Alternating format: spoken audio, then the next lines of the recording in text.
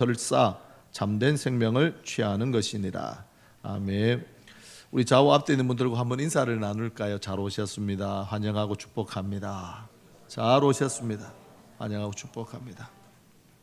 많이 춥죠? 저는 오늘 새벽에 나와서 이제 설교 준비를 마무리하고 또 앞에 기도를 하는데 걱정이 되더라고요. 너무 추워서 성도들이 안 오실까 봐. 근데 너무 많이 오셨습니다. 하나님 주시는 풍성한 은혜가 우리 성도들의 삶 속에 가득하기를 예수 그리스도 이름으로 축복합니다. 제가 중고등학교 시절에 학교에서 문화교실 이름으로 영화를 단체 관람했습니다. 그때 본 영화 중에 하나가 아가사 크리스티의 소설로 만든 쥐덫이었습니다. 잔뜩 기대감을 가지고 영화를 보는데 아무리 시간이 지나도 쥐덫이 안 나오는 거예요. 아니, 제목이 쥐덫이면 쥐덫이 나와야 되는데 나오지 않아서 약간 의아했었습니다.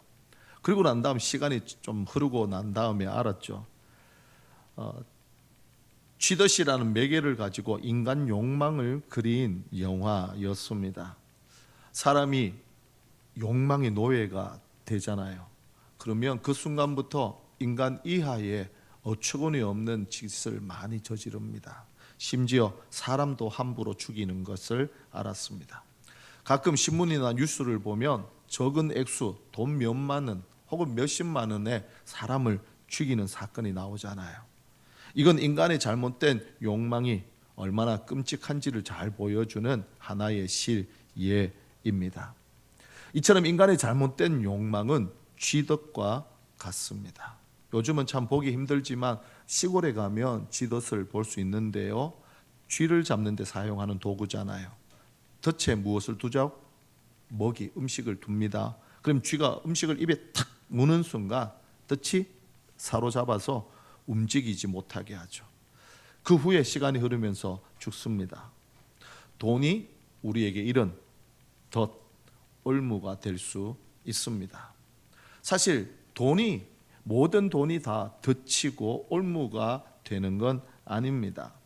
하지만 돈을 내 욕망의 대상, 사랑의 대상, 소망과 믿음의 대상으로 삼잖아요. 그 순간 돈은 올무로 그리고 덫으로 돌변합니다.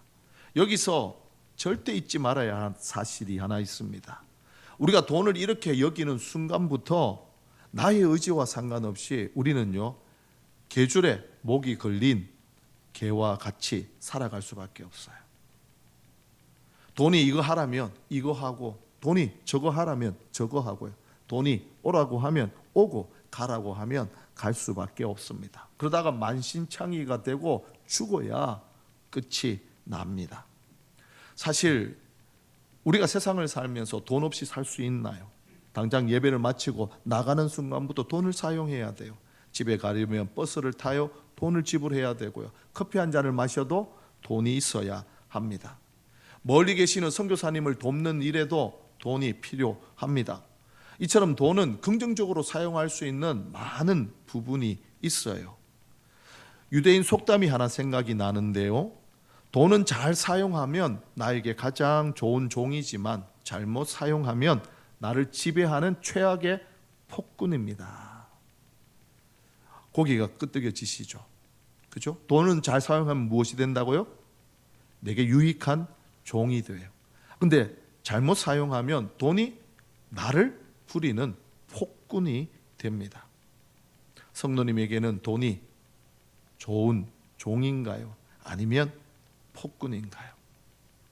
이런 관점을 가지고 오늘 하나님의 말씀을 보세요. 본문은 크게 두 부분입니다. 앞부분은 부자가 되려고 하는 자에게 하는 말이고요, 뒷부분은 이미 부자가 된 사람에게 하는 말입니다. 먼저 바울은 부자가 되려는 자와 또 이미 부자가 된 자에게 똑같이 경고합니다. 그 경고가 뭐냐? 돈은 올무가 될 수 있다. 폭군 주인이 될 수 있다. 조심해라.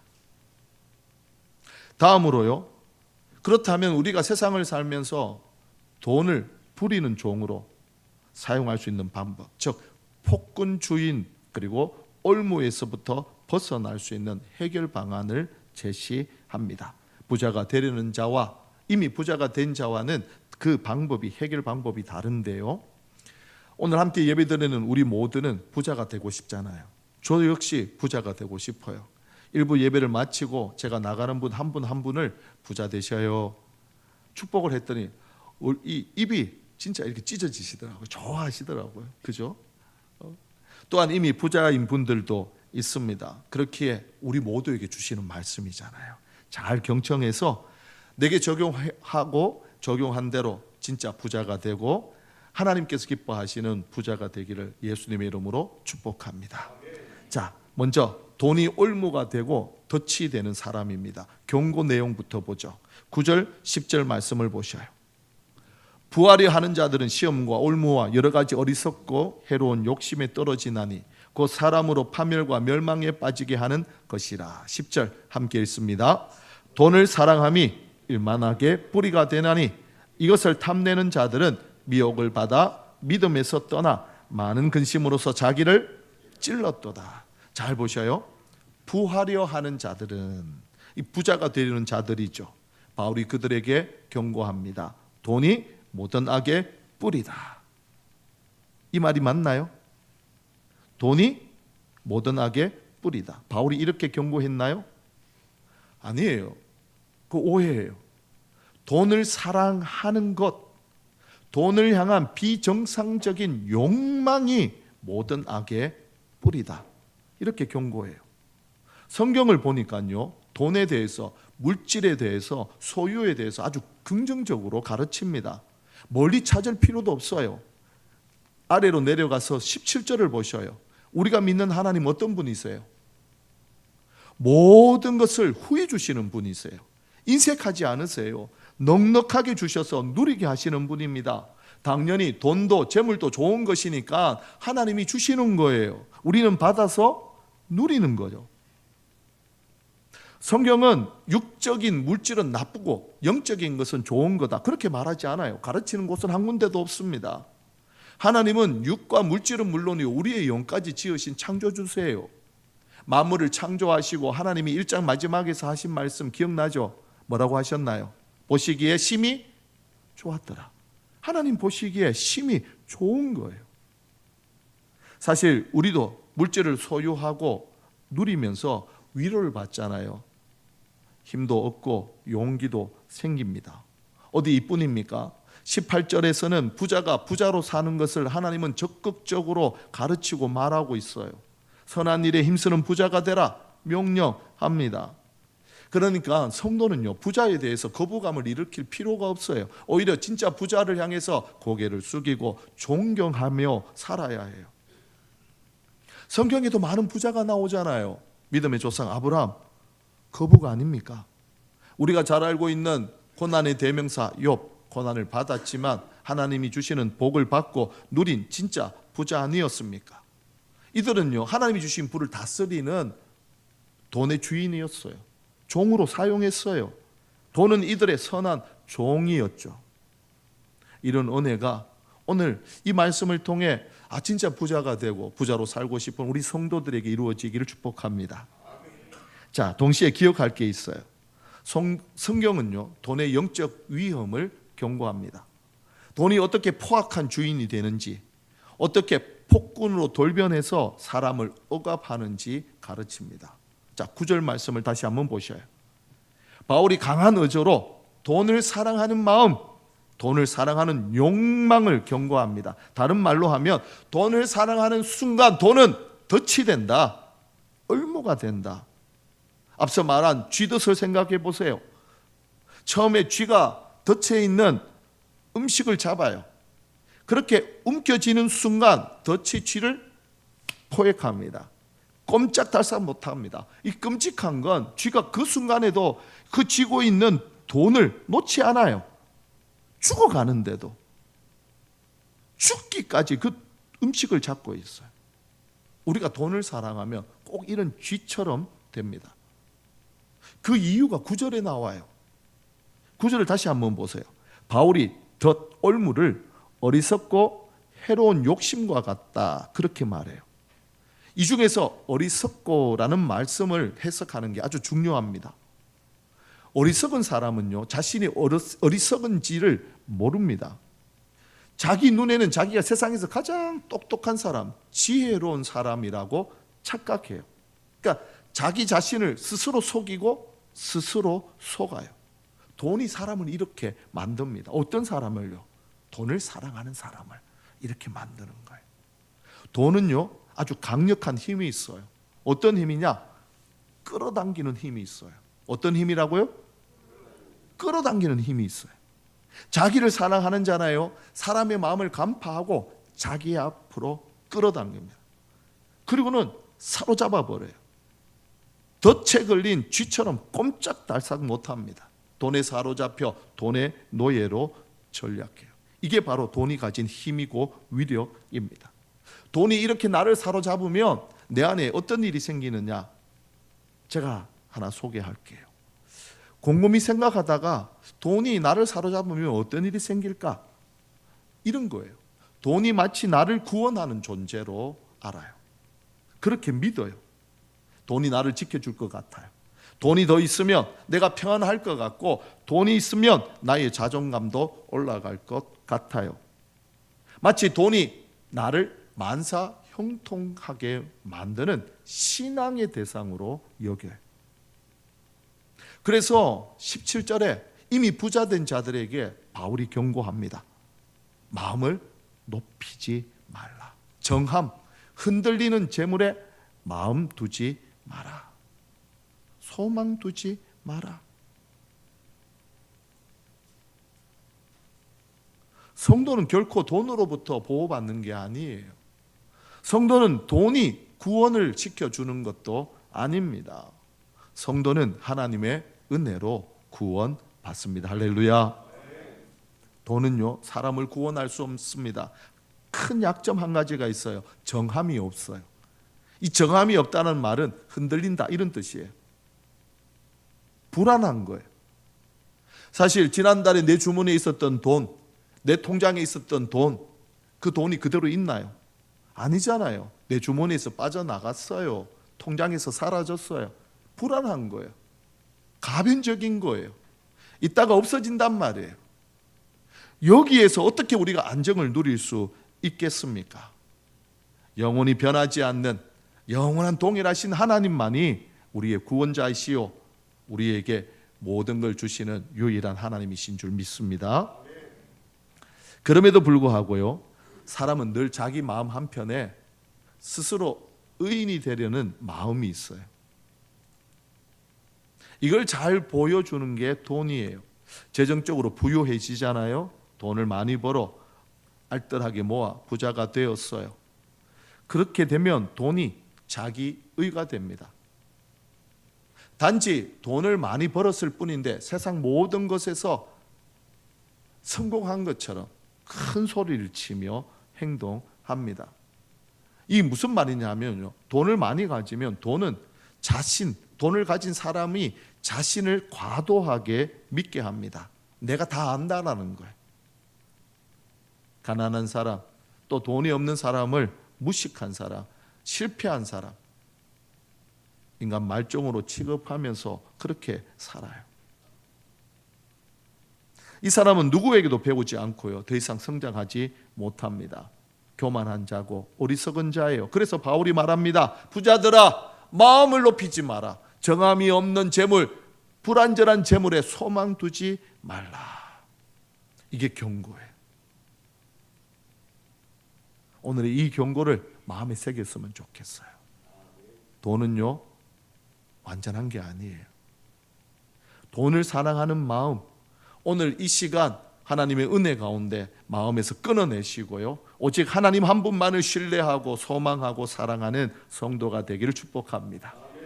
자, 그럼 어떻게 돈에서 자유롭고 돈을 부리는 주인으로 살아갈 수 있을까요? 어떻게 하면 돈이 나에게 유익한 종이 될 수 있을까요? 먼저 부자가 되려는 사람들이 돈의 올무에서 벗어나는 방법입니다. 진짜 부자가 되는 방법이에요. 한번 따라 할까요? 자족하자. 자, 6절 함께 읽습니다. 6절입니다. 그러나 자족하는 마음이 있으면 경건은 큰 이익이 그러니까 자족하는 마음이 큰 이익이래요. 이 이익은 부요함이란 뜻이거든요. 그러니까 엄청난 메가톤급의 부요함을 말합니다. 영적 경건의 만족이죠. 그러니까 다른 게 아니에요. 자족하는 마음은 어떤 상황에 있든지 어떤 형편에 있든지 만족하는 것. 이게 바로 자족하는 마음입니다. 이 마음이 어떤 거냐 보니까 예를 하나 들었어요. 7절과 8절에 나와요. 우리가 세상에 올 때 가지고 온 게 있나요? 맨몸으로 왔잖아요. 가지고 온 게 아무것도 없어요. 자, 세상을 떠나가는 날 우리가 세상에 있는 거 가져갈 수 있나요? 없거든요. 그러니까 지금 내가 입고 있는 거 있으면 만족하고, 먹을 거 있으면 만족하고, 누울 자리 있으면 만족하라는 거예요. 생각해 보셔요. 본래 내 게 아니에요. 다른 사람 겁니다. 근데 이걸 내 걸로 만들려면 뭐가 생길까요? 욕심이 생기잖아요. 그때부터 우리는 돈의 노예가 되는 거예요. 근데 자족하는 마음이 있으면 이런 마음이 생기지를 않아요. 또한 하나님 앞에 갈 때 가져갈 수 없다니까요. 그러니까 그거 지키려고 헛수고도 하지 않습니다. 이게 바로 자족하는 마음이에요. 이 마음이 있길 축복합니다. 사도 바울은요, 어떻게 하면 이렇게 자족할 수 있는지 자족하는 한 사람을 성경에서 소개합니다. 빌립보서 4장 11절로부터 13절에 나와요. 자, 빌립보서 4장 11절로부터 13절을 보시죠. 내가 궁핍함으로 말하는 것이 아니라 어떠한 형편이든지 나는 자족하기를 어떻게 했다고요? 배웠대요. 나는 비천에 처할 줄도 알고 풍부에 처할 줄도 알아. 모든 일, 배부름과 배고픔과 풍부와 궁핍에도 처할 줄 아는 일체의 비결을 배웠노라. 누구에게 배웠을까요? 13절 함께 읽습니다. 내게 능력 주시는 자 안에서 내가 모든 것을 할 수 있느니라. 할렐루야. 여기 자족하는 사람이 누굽니까? 바울 자신이에요. 지금 바울이 어디에 있는 줄 아세요? 로마 감옥 안에 갇혀 있습니다. 상황이 녹록지 않아요. 그런데도 불구하고 그 감옥 안에 있는 나는 만족하대요. 감사하대요. 오히려 외부에 있는 빌립보 성도들에게 기뻐하라고 권면할 정도예요. 이게 바로 자족하는 마음이에요. 근데 이 자족하는 마음을, 자족하는 능력을 배웠답니다. 누구에게? 내게 능력 주시는 분. 내게 능력 주시는 분 예수 그리스도에게서 배운 거예요. 그래서 말하잖아요. 내게 능력 주시는 자 안에서 모든 걸 할 수 있다. 바울이 본문을 통해 이걸 얘기한 거예요. 진짜 부자가 되기를 원하냐? 어떠한 상황 가운데서도 만족하는, 자족하는 사람이 되라. 그 사람은 내게 능력 주시는 예수 그리스도 안에서 자족하기를 배워 실천하라. 그렇게 말하는 거예요. 예수 그리스도 안에 있다. 이게 무슨 말일까요? 한번 따라합니다. 나는 하나님의 은혜로만 사는 자다. 나는 하나님의 은혜로만 사는 자다. 할렐루야. 이게 그리스도 예수 안에 있다는 말이에요. 돈이 나를 살리는 게 아닌 거예요. 나는 돈 때문에 사는 것도 아니고, 명예 때문에 사는 것도 아니고, 권세 때문에 사는 것도 아니고, 나는 오직 하나님의 은혜로, 예수님의 은혜로 사는 사람이다. 이게 바로 예수 그리스도 안에 있는 거예요. 그렇게 있을 때 주님께서 자족하는 삶을 살 수 있도록 비결을 가르쳐 주시고, 성경을 통해, 주님의 삶을 통해 우리는 그렇게 똑같이 살아갈 수 있어요. 하나님의 은혜로 사는 자가 되어 자족하는 사람 되셔서 돈의 올무에서 벗어나 돈을 부리는 종으로 사용하는 하나님의 사람이 되길 축복합니다. 제가 아는 성도님 중에 이런 분이 한 분 있어요. 남편이 아주 부자였어요. 과거형이었다는 게 중요합니다. 예전에 가스 배달을 하면서 큰 돈을 벌었죠. 제가 알기로는 수십억을 번 것 같아요. 최근까지 잘 살았는데 어느 날 남편이 주식에 손을 댔습니다. 투자를 했는데 최근에 그 많던 돈을 다 잃었어요. 힘든 상황이잖아요. 남편은 신앙생활을 하지 않습니다. 부인, 집사님만 신앙생활을 해요. 그래서 최근에 남편한테 그랬대요. 여보, 괜찮아요. 뭐든 괜찮으니까 지금 지나간 일은 다 잊어버리고 다시 일어나 뭐든지 일하세요. 이 말에 남편이 용기를 얻었습니다. 그래서 찾은 직장이 대리기사였어요. 열심히 일하고 있습니다. 그리고 난 다음에 그 여집사님이 저한테 이런 말을 하더라고요. 난 하나님의 은혜로 삽니다. 돈이 많았을 때는 직장이 없었는데 하나님께서 이 일을 미리 아시고 몇 년 전부터 제게 직장을 주셨어요. 얼마나 감사한지요. 저는 하나님의 은혜 때문에 삽니다. 이게 예수 그리스도 안에서 자족하는 사람 아닙니까? 우리와 동행하시는 하나님, 내가 어떤 형편에 어떻게 사는지 다 아세요. 그런데 지금 어려움이 있다? 이유가 있단 말이에요. 이걸 인정하고 감사함으로 받을 때, 만족할 때 하나님은 그 사람을 진짜 부자로 만드세요. 진짜 부자가 되는 은혜가 있기를 예수 그리스도 이름으로 축복합니다. 자, 그렇다면 이제 부자가 되었어요. 부자가 되는 게 우리 목적이 아니에요. 그 부자가 된 걸 계속 유지하며 누릴 뿐만 아니라 부자로 살아가는 것, 자손대대로 살아가는 것, 우리 마음의 소원 아닙니까? 어떻게 이렇게 살 수 있을까요? 간단합니다. 선한 일에 힘써야 합니다. 이미 부자가 된 사람들, 돈의 올무에서 벗어나 계속 부자로 사는 방법, 선한 일에 힘을 다하는 겁니다. 자, 18절, 19절 말씀을 보시죠. 선을 행하고 선한 사업을 많이 하고 나누어 주기를 좋아하며 너그러운 자가 되게 하라. 19절 함께 읽습니다. 이것이 장래 자기를 위하여 좋은 터를 쌓아 참된 생명을 취하는 것이라. 아멘. 하나님은 부자들에게 책임을 지우셨어요. 부자의 책임이 무엇입니까? 선한 사업을 하고요, 선한 사업을 많이 하는 책임이죠. 하나님이 주신 재물을 선한 일에 사용하는 것, 이게 진짜 부자의 책임입니다. 나누어 주기를 부자는 좋아해야 돼요. 나누어 주기만 좋아할 뿐만 아니라 너그러운 부자가 되어야 해요. 이게 무슨 말이냐면 이런 사람이 있을 수 있어요. 가장 악한 사람이에요. 돈 몇 푼 쥐어주면서 그걸 받는 사람들의 자존심을 짓밟는 거예요. 그래서는 안 돼요. 오히려 그 마음을 위로하고 쓰다듬어주는, 불쌍히 여기는 긍휼의 마음으로 그 일을 해야 돼요. 이게 바로 너그러운 자예요. 이렇게 하면 하나님께서 그 부유한 인생을 계속 살아갈 수 있도록 은혜를 주시겠다. 하나님의 약속이에요. 이렇게 하면 우리가 하나님 앞에 갈 때, 하나님 앞에 섰을 때, 너 내가 준 재물로 뭐 했느냐? 예, 주님이 말씀하신 것처럼 제가 선한 일에 사용을 했죠. 너그러운 자로 그분들의 마음을 위로하면서 하나님의 이름을 나타냈습니다. 이게 바로 좋은 터를 쌓는 거예요. 하나님 앞에서 상급이 계속 쌓이는 거예요.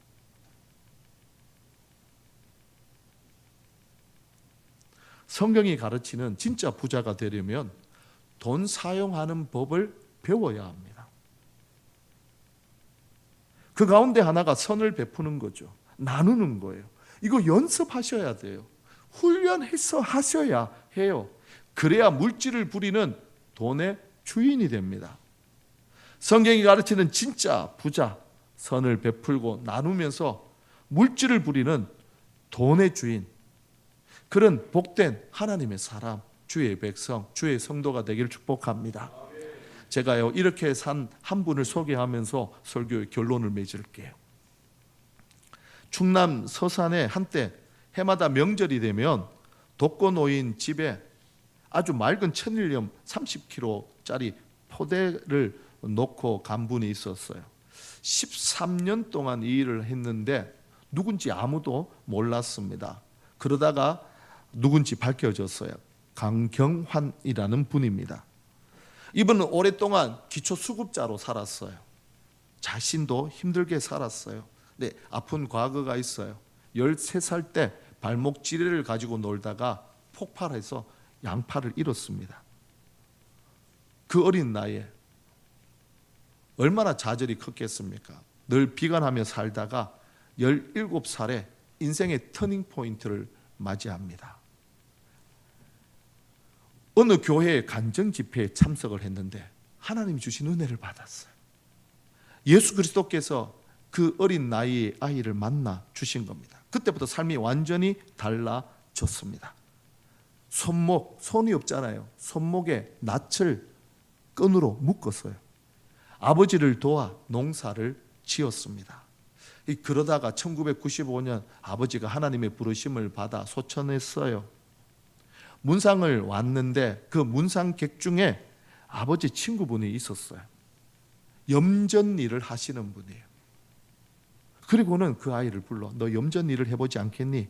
하고는 본인이 가지고 있는 큰 염전 5개 중 하나를 조건 없이 주신 거예요. 해보라고요. 이때부터 염전 일을 시작했습니다. 그 후에 그분이 이렇게 고백을 해요. 제가 손을 잃었지만 그로 인해 너무 많은 하나님의 사랑을 받았습니다. 주변의 사람들의 사랑을 받았습니다. 이제 저도 그 사랑을 실천하려고요. 그래서 시작한 일이 독거 노인에게 소금을 나누는 일이었어요. 당시 소금 한 포대가 10,000원이었대요. 한 포대를 팔면 거기서 10의 1을 떼서 1,000원을 모았어요. 그렇게 모아 14년 동안 독거 노인들을 도왔습니다. 이게 끝이 아니에요.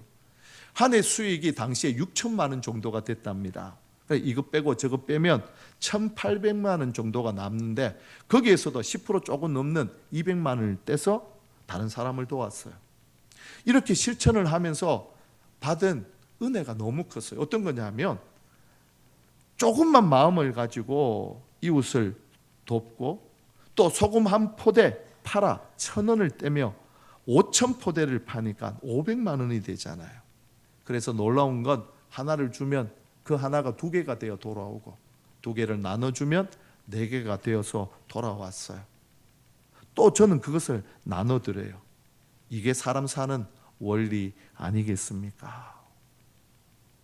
그 후에 이분은요, 사랑의 미랄 자선단체를 만들었고요, 뜻을 함께하는 분들과 지금까지 이웃을 돕는 자선사업을 합니다. 이분 진짜 부자 아닙니까? 하나님이 주신 재물을 가지고 제대로 사용하는 부자 아닙니까? 성도가 이런 부자가 되어야 되죠. 성도에게 돈은 사용하는 것이지 욕망하는 게 아니에요. 성도에게 돈은 부리는 종이지 주인으로 섬기는 것도 아닙니다. 돈은 결코 우리가 소망을 둘 대상이 아닙니다. 우리의 소망은 오직 하나님 한 분밖에 없습니다. 그 하나님께서 주신 물질을 가지고 나누고 베풀고 섬기면 하나님은 그 베푸는 손길을 더 복되게 하셔서 진짜 부자로 살게 하시고 그걸 바라보고 그걸 보고 자라난 우리의 자녀들도 그런 복된 하나님의 은혜로 부자로 살지 않겠습니까? 주 예수 그리스도 이름으로 주님의 교회 산서울과 우리 성도들을 축복합니다. 하나님이 진짜 기뻐하시는 부자가 되시기를 축복합니다. 돈을 욕망하지 마시고요, 돈을 부리는 종으로 사용하셔요. 자족하는 비결을 그리스도 안에서 나는 하나님의 은혜로 사는 사람입니다, 신앙 고백을 하고요, 조금씩 나눠주세요. 베푸세요. 선한 손길이 되셔요. 하나님 앞에 드릴 거 하나님 앞에 드리고 이웃을 향해 나눌 것 나누세요. 그러면 결코 하나님이 가만히 있지 않고 하늘의 문을 여십니다. 그런 복된 하나님의 사람 되시길 예수 그리스도 이름으로 축원합니다. 말씀을 생각하면서요, 충만 찬양을 드리고 하나님 앞에 기도하겠습니다. G키로 한번 할까요?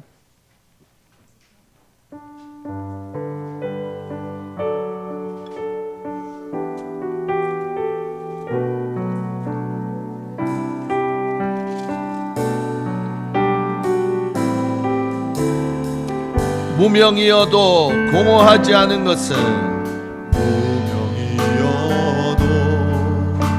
공허하지 않은 예수 안에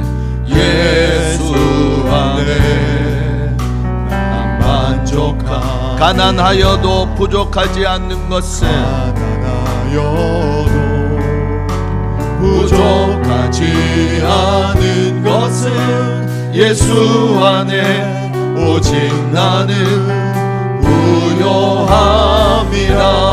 고난 중에도 견뎌낼 수 있는 것은 고난 중에도 견뎌낼 수 있는 것은 주의 계획 믿기 때문이라. 실패하여도 일어설 수 있는 것은 예수 안에 오직 나는 승리함이라. 난 예수로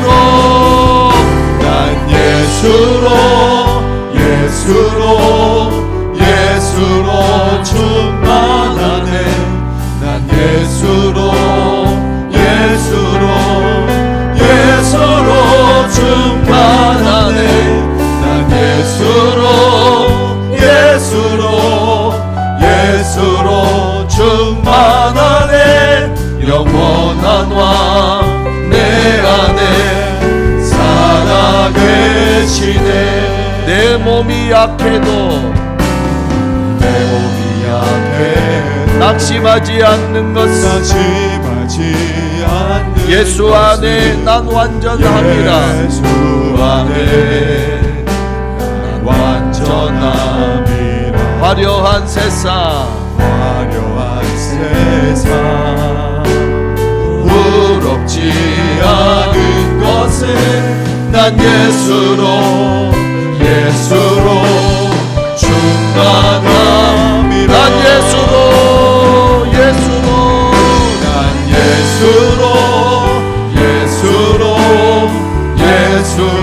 충만하네. 세상 모든 것들로 부럽지 않네. 난 예수로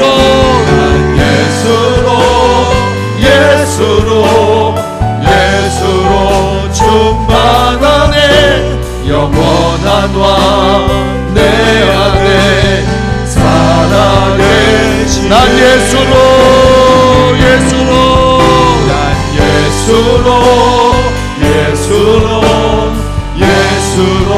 충만하네. 세상 모든 풍파도 두렵지 않네. 예수로 충만하네. 영원한 왕 내 안에 살아계시네. 기도합니다. 두 가지를 기도할 텐데요. 먼저 첫 번째 기도입니다. 하나님, 나는 예수 안에 사는 사람입니다. 하나님의 은혜로 사는 사람입니다. 우리 가정에, 우리 자녀에, 우리 손주들에게 주님의 교회 산서울 가운데 직장과 사업장에 모든 일들이 주님 안에서, 은혜 안에서 사는 자가 되게 하옵소서. 이 시간 함께 기도합니다. 살아계신 하나님, 성도는 그리스도 예수 안에서 사는 자입니다. 성도는 그리스도 예수 안에서 하나님의 은혜로 사는 자입니다. 돈으로 사는 자가 아닙니다. 명예 때문에 사는 자가 아닙니다. 세상의 권세 때문에 사는 자가 아닙니다. 오직 값없이 베푸시고 은혜 베푸신 하나님의 은혜로 사는 자입니다. 주여, 우리 가정에 하나님의 은혜가 필요합니다. 우리 직장에 하나님의 은혜가 필요합니다. 사업장도 하나님의 은혜가 필요합니다. 우리 자녀들도 하나님의 은혜가 필요합니다. 하나님의 은혜가 나를 부자로 만들며 우리를 부자로 만듭니다.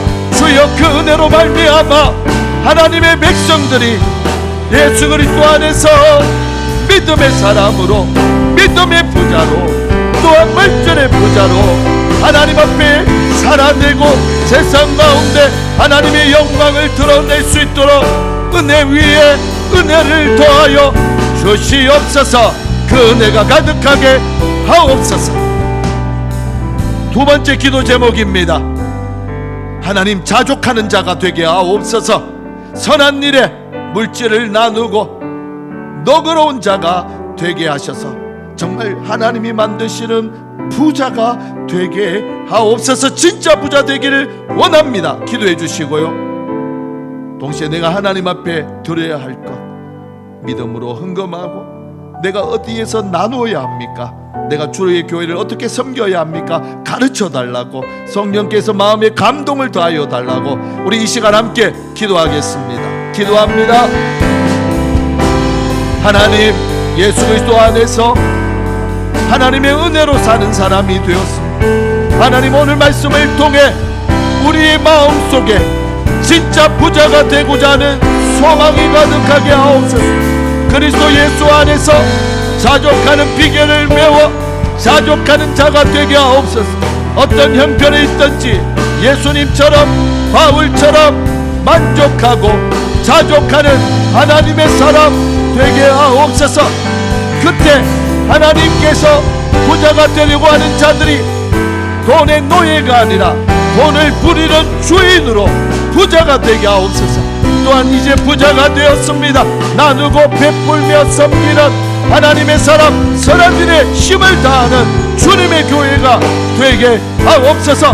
주여, 주여, 내가 하나님 앞에 드려야 할 헌금과 또한 나누고 베풀어야 섬겨야 할 구체적인 것 가르쳐 주시고, 성령께서 감동, 이 일에 열심을 다하여 하나님의 은혜 가운데 부자가 되고 선한 사업에 힘을 다하여 부자로 살아내며 하나님 앞에 영광을 돌릴 수 있도록 역사하여 주시옵소서. 그 크신 은혜가 주님의 교회 산서울과 우리 모든 성도들에게 넘쳐나게 하옵소서. 하나님, 오늘 바울을 통해 나에게 주신 말씀을 들었습니다. 성도는 하나님의 은혜로 사는 사람입니다. 그 은혜가 우리 성도들의 가정에, 직장에, 사업장에, 마음에 소원하는 일은 물론이요 자녀들에게 넘쳐나게 하옵소서. 하나님의 은혜 가운데 자족하는 삶을 배우게 하시고 모든 것에 만족하는 부자가 되게 하옵소서. 하나님이 주신 물질을 가지고 하나님을 섬기며 이웃과 세상을 향해 선한 일에 나누고 베푸는 진짜 부자가 되게 하옵소서. 주님이 오실 때까지 그 부요함을 잃어버리지 않고 세상을 이롭게 하는 복의 유통자가 되어 주님이 오실 그날까지 부요함을 이어가는 믿음의 사람, 믿음의 가정, 명문 가문 되게 하옵소서. 주님의 교회의 산소울이 이런 부자들로 가득한 교회가 되게 하셔서 이 지역 사회와 세상 끝까지 하나님의 영광을 드러내는 산소울 되게 하옵소서. 감사합니다. 예수님의 이름으로 축복하며 기도합니다. 아멘. 할렐루야. 하나님 앞에 영광의 박수를 돌립니다. 우리 좌우 앞에 있는 분들을 보면